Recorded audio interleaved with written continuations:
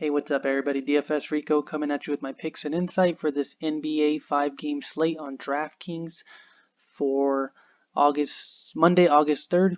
We got a 5-gamer. I think the only game we're missing is that Miami game, but we got ourselves some pretty good games. Let's get to it. Before I get into it, if you could like, comment, subscribe, I really do appreciate it. And if you do have the interest, I do have a Patreon, $10 a month, and I just make more breakdown videos of more so for GPP and leverage spots if you're more interested in that kind of stuff. Do it for NBA, I do it for MLB, and then I do videos over there for League of Legends. Just the 3 sports that I feel really comfortable talking about and giving advice in. But I do have the Discord as well, which everyone could talk in on daily. And I do have channels over there for every other sport because there's guys in there that love to play the other sports, and they will gladly help you out. For $10 a month can go a long way. I'll put that in the description. And I do use timestamps if you guys want to just scroll through point guard, shooting guard, small forward, power forward, or center. I do use timestamps so you can skip through the parts you want if you're just trying to listen to a specific position or something like that. But yeah, let's get to it. Like, comment, subscribe. Don't forget. We're going to start over with the point guard position. Just going to go through like position by position. Some of the guys I'm looking at early on that I like.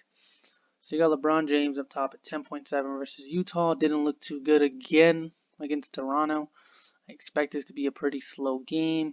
So he's leading I think he's the price he's gone the slate. Not sure how much interest I have in him as of now. You got Ben Simmons at 9.1 versus San Antonio. Looked decent that first game.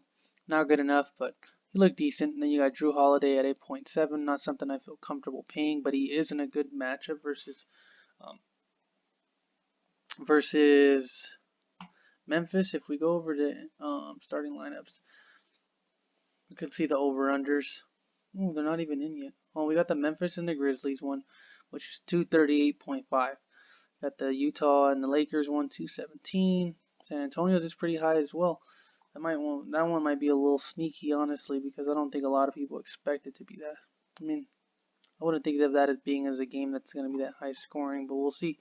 But the Memphis and the Pelicans one will be pretty highly targeted just because of the fact that it is projected to be high scoring. 8.7, so I guess I could see the price bump in him, but he hasn't looked good in either of the games in my opinion. They did just get blown out. I'm not too interested in him as of right now. Lonzo Ball's minutes haven't been that interesting. 27 versus Utah, 24 versus Clippers. I know they got blown out, but in Utah they didn't get blown out. He still didn't pay that many minutes. Morant at 7.3. He's probably going to be one of my favorite plays on the slate. He's been playing as many minutes as he can handle. 41 versus Portland, 37 versus San Antonio. I'm going to be pretty interested in him just because of his price tag. There is some cheap point guards and shooting guards that are popular, but I am showing some pretty good interest in him. 48 game, last game 47. He isn't a back-to-back, so it might scare some people off, but I have no issues with Ja at that price tag. Jamal Murray's a questionable tag still, and it looks like he's very questionable, it says. So he might not play again versus the Thunder, and that's kind of scary for the Nuggets. They didn't look too good versus Miami. Oklahoma just beat the brakes out of Utah. So I don't know. I mean, they still have Barton out. They still have Gary Harris out. And if they have Murray out, I don't know how I feel about that team, honestly. Mitchell at 7K still priced a little lower. I think I preferred Morant because of his matchup. Just me. Mitchell still is a good play, though. Won't take nothing away from him. You got Schroeder at 6.4. Brogdon is still questionable. If he plays, I like him. Versus Washington, I mean, I like a lot of plays versus Washington, but I think that's why there's no over-under on them because we don't know if he's playing yet, and we know Sabonis is out still. Below him, DeJounte Murray played a really good game yesterday. 44 fantasy points at 6K. He went up 200 in another good matchup versus Philly. We know Philly just got beat by Indiana. Indiana just did whatever they wanted without Sabonis and without Brogdon. They just didn't look good. It's just kind of embarrassing, honestly, but Murray's a good play. I like Murray at 6.2. I think he'll come in with a ton of ownership. So if he comes in 34 minutes, if he gets that many minutes, I like him a lot. I mean, you look at him when he's getting over 30 minutes, he's easily beating that price. Easily. But the issue is, I mean, Sacramento, he played 21 minutes. I don't know. It's just kind of tricky. I know he was in foul trouble, but it's kind of tricky. I do like him, though. I like him a pretty good amount, actually. I think I might be plugging him in right now, actually. 6.2K. If he's giving us the minutes, I like him. And I think he gets us the minutes. They're trying to get into the playoffs, so I don't see a reason as to why. Maybe because it's a back-to-back, it might give us a little bit of trouble. But then you got Shea Gilgeous-Alexander at 6K. Not a bad play. Scrolling down, you got Napier at 5.7. Started for Washington. Didn't play that good. Then you got Derek White at 5.7. Played good his last two games. I mean, the last one was against Dallas, but his last game versus Sacramento, he's still playing a ton of minutes, 34 minutes. Put up 12 shots. He only made 4. He didn't shoot that good, which was the only issue, but he got a good amount of rebounds. He got a good amount of assists. Solid game from him at 5.7. He got priced down by 500. He kind of switched spots with Murray, it looks like. Their prices, yeah, kind of one went up and one went down. So that's a little interesting. You got Conley at 5.5 versus the Lakers. Might be a solid play. Something I'm willing to look at for sure. They got Holiday at 5K. Monte Morris should be starting again. Not sure how interested I am in him. Then you got Holiday at 5K. Did start the last time for Brogdon. We'll see the news on that. Oladipo's still out. Well, not still out. He's going to sit out the first game of the back-to-back apparently, so I actually don't mind Holiday. Should be starting. 5K is not a bad play. There's a lot of guards that are good plays. I mean, you scroll down from Morant, honestly, in my opinion. You got Morant, you got Mitchell, you got SGA, you got Murray, you got Derek White, you got Conley. I mean, Morris and Holiday are starting, so who knows what they can do. Clarkson got priced up. You got Ish Smith coming off the bench. McConnell. You got some good guards, man. That little span right there. I might try to fit as many guards as I can and pay up at my other positions just because they're just so good. Like I said, Morant, Mitchell, SGA, Brogdon if he plays, Napier, White, Conley, and Murray, and Holiday and Morse. There's so many good plays in that little patch that it's just so many ways you can go, and I'll probably be trying to prioritize playing a ton of those guys just because they're all in such good positions. But the next position, shooting guard. Let's get to shooting guard. You got Holiday up top again. You got Mitchell, mentioned him. Barton's out. SGA, I mentioned him. In a good spot. Derek White at 5.7. I don't know how I feel about pairing him up with Murray, but I mean it worked out versus Memphis. I mean, if you played them both, you were probably in a good spot. The only thing that worried, I had Derek White in one of my lineups, and I think for the last 5 minutes, he didn't give me a rebound, he didn't give me an assist, he didn't give me a point. DeRozan and Murray just dominated the ball at the end of the game, so I mean, and I'm pretty sure that's how it's supposed to be. They're the two best players on the team for a reason, so I think that continues. Murray could play less minutes because it is a back-to-back, but I don't know. I feel like they're trying to win, so I hope they don't do that. I think he'll have some good ownership. Troy Brown Jr. looked really good last time out. He put up 50 fantasy points in 38 minutes versus Brooklyn. He'll have a tougher game versus Indiana, but I mean, if Brogdon's out and Oladipo, it won't be as tough as people will think. Another guy I like, Dylan Brooks at 5.1. He's been playing over 30 minutes forever. Puts up a ton of shots. I mean, he put up 20 shots versus San Antonio. He's putting up over 15 shots practically most of the time on average. 5.1 is not a bad play. We know he has good upside. We've seen him hit 38. We've even seen him hit 40 a couple times. So I don't have an issue with Dylan Brooks at 5.1. But I think maybe Holiday's just a better play. Scrolling down. Richardson at 4.8. Torrey Craig should be starting again, I assume. If Murray's out, I assume he does start again. Or I think he starts either way over Gary Harris. Lonnie Walker got priced up. He's at 4.4 now.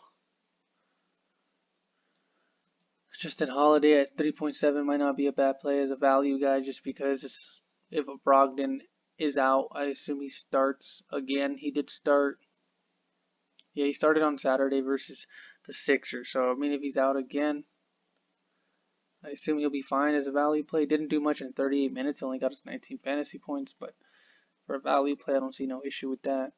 Danny Green. I think that's really it. Small forward. You got LeBron. You got Ben Simmons up top again. You got DeRozan at 8.2. Got priced up. He had another good game. Not the best game. He went 5 for. He only took 10 shots. I assume that changes against Philly. Brandon Ingram, 8.1. He'll probably be my favorite play in this game. I think he's the player I feel most comfortable paying for in that Memphis and New Orleans game, which I will have some interest in just because it's going to be so high scoring. Zion's still not playing that many minutes. Warren popped off. We know 70 fantasy points. He put up 53 real life points, 41 minutes versus the Sixers. I don't know if he does that again, but so I don't know if I'm comfortable paying 7.4 for him. He might be their best offensive guy though. He's kind of like in a Levert situation. If Brogdon is out, if Oladipo is out, if Sabonis is out, I guess you got what? Holiday, McConnell, um, both holidays? Yeah, you got both holidays. McConnell. Goddamn. Turner. I guess that's it. You don't really got much on this team, so I can see him getting a lot of opportunities to score, and he might be able to benefit off of that going against Washington. So 7.4 is not too crazy for him, I guess, in the specific situation. Seems like Daryl Oladipo is going to be out. It's listed as doubtful. Yep. Barton's out. Rudy Gay got priced up. Bogdanovich is obviously out. Gallinari's at 5.6. I don't mind paying 5.6 for Gallinari. If this is a competitive game, I don't mind that price tag. Troy Brown against Indiana at 5.2 again. Not a bad play. Still at that price. Josh Jackson hasn't really been doing anything. Michael Porter Jr. at 4.5 might start again. Kyle Anderson started for Winslow. But I don't think he played that many minutes. Let's look at him. 25 minutes, 25 fantasy points, point per minute. Not too bad, but I don't know how I feel playing him. I mean, he's going against New Orleans. It's going to be high scoring, honestly. You're going to want pieces of this game, in my opinion. Should stay close. Two really good young teams. I honestly think that game goes bananas.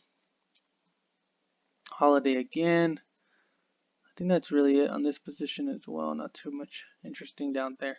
They're doing pretty good at pricing the guys right now. Pricing them up. Not too many value plays today. Power forward, you got Anthony Davis up top at 9.8K. I do like Anthony Davis a pretty good amount. He is going against Utah, which is a tougher matchup. Obviously, he's going to be going against Rudy Gobert in the paint. But I honestly like him. At 9.8K, I like him a pretty good amount. If I go over to projections, on Draftkings at least, let's go over to the Draftkings projections. Points, Embiid, Jokic, LeBron. He's not projected too high, but I do like him. 9.8K, I think he should never be below 10K with the amount of upside that he has. So I do have a lot of interest in Anthony Davis at 9.8K, especially at that position. So I will be plugging him in at 9.8K. I do like him pretty good amount, like I mentioned. But just keep scrolling down. I mentioned Ingram. You got Zion still not playing that many minutes. Warren, I mentioned him. Jaren Jackson Jr. got priced up to 6.2. Had another solid game. Should be another good game. I feel like this is the kind of game you want to play him in.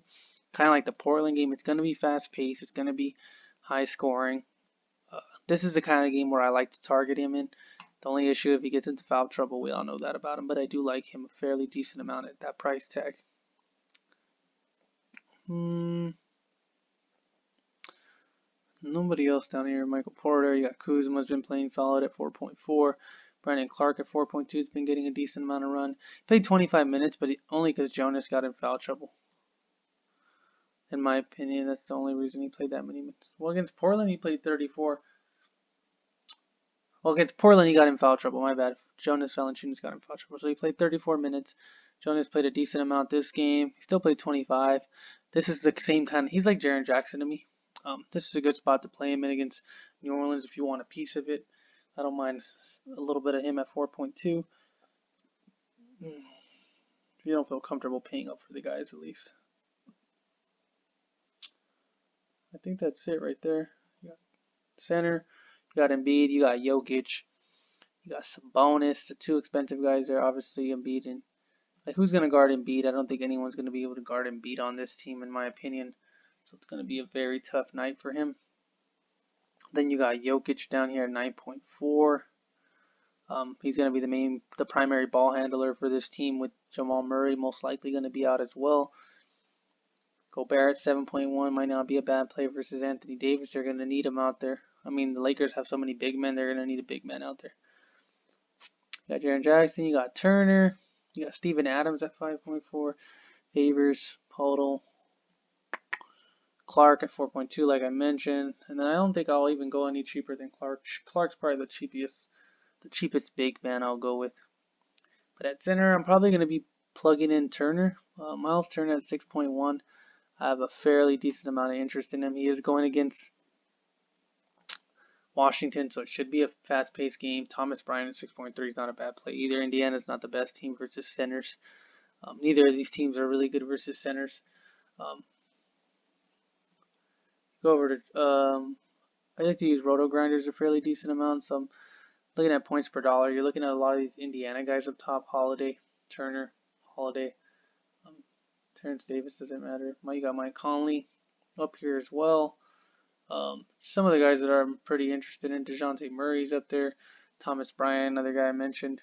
They got some good guys up here. You're going to see a lot of the Indiana guys up here just because of the fact that so many injuries, and it's going to be such a fast-paced game. We saw what happened with was it Brooklyn? Brooklyn and Washington? Yeah, Brooklyn and Washington had themselves a really high scoring game, and I think it happens again tonight. As long as both teams should be able to keep it close, both teams aren't that good. I think this is a good game for Turner as well. Good spot for him. So I do like Turner at that position. Scrolling back up, I didn't even fill some of these positions out. But, main four guys I want to talk about: Murray, Davis, Turner, and then the last guy I wanted to mention. I mean, you could put Conley in there, I guess. At 5.5. It's kind of a nice low core that I would look at right here. I like Conley at 5.5. I think he's a bit underpriced. I know he's in a decent matchup, but with no Bogdanovich out there, he's been playing a lot better. He's kind of not a lock, but he should be getting at least 30 fantasy points at that price tag. This is more so for like cash and GPPs, like I meant smaller GPPs, bigger GPPs. I would recommend you sign up for the Patreon if you want that kind of insight. But Murray, Davis, Turner, and Conley. Davis being the guy I want to spend up for, but you can really go so many ways. You can go Embiid, you can go Jokic, you can even go LeBron if you want to, but I prefer Davis. He's considered probable. He's not out. He had another bad game. Not another one, but he had a bad game. I don't think he does it again in this game. I think he has himself a decent game. So that's really where I'm at. Thanks for watching, guys. I really do appreciate it. Like, comment, subscribe. Thank you, guys.